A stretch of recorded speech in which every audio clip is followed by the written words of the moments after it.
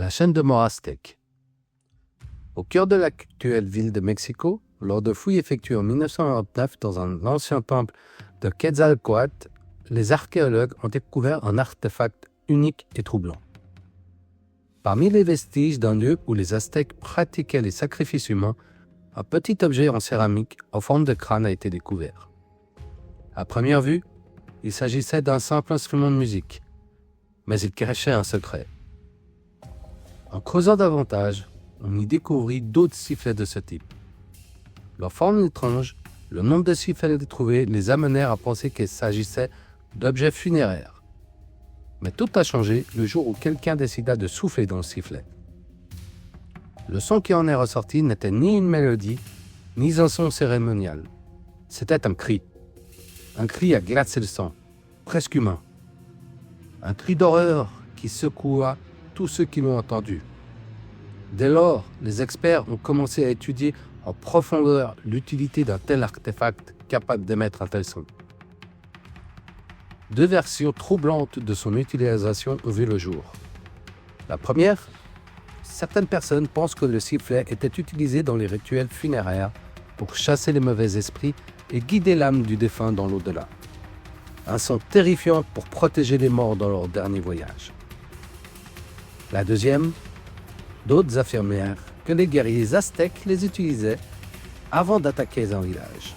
Imaginez des dizaines de sifflets soufflant en même temps, enveloppant leur ennemi dans une atmosphère de panique avant la bataille.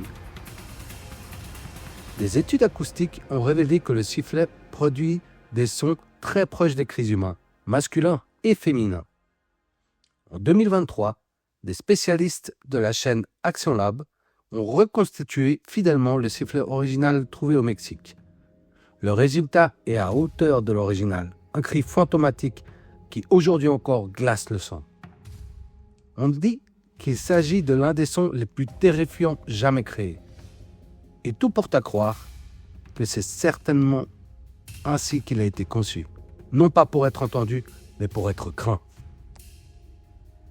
Aujourd'hui, des siècles après sa création, le sifflet aztèque de la mort fait toujours frissonner.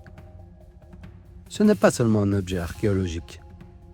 C'est un écho du passé, un pont entre le monde des vivants et celui des morts.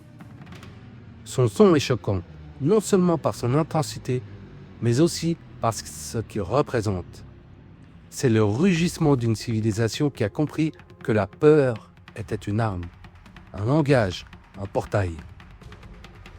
L'écouter, c'est comme ouvrir une brèche dans le temps, par laquelle s'infiltre le souffle des anciens dieux, des guerriers et des âmes errantes. C'est un avertissement qui voyage depuis les ténèbres des rituels aztèques jusqu'à nos jours, nous rappelant qu'il y a des sons qui ne sont pas faits pour être compris, mais pour être craints. Oseriez-vous le faire sonner ?